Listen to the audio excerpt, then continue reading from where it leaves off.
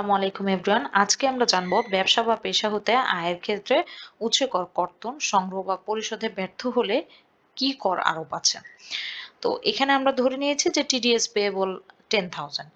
এখানে বলেছে যে টিডিএস পেয়েবল এবং এর অতিরিক্ত 50% কর প্রদেয় হবে। তো অতিরিক্ত 50% 5,000, আমার 150% তাহলে চলে আসছে 15,000। এবার আসি পরের ক্যালকুলেশনটাতে। পরের ক্যালকুলেশনটা হচ্ছে আপনার TDS payable as per section 143 143 অনুযায়ী ক্যালকুলেশনটা বলেছে। তো 143-এ কি আছে? 143-এ হলো আপনার TDS payable plus interest 2% maximum 24 মান্থের জন্য। তো এখানে আসছে হচ্ছে 14,800।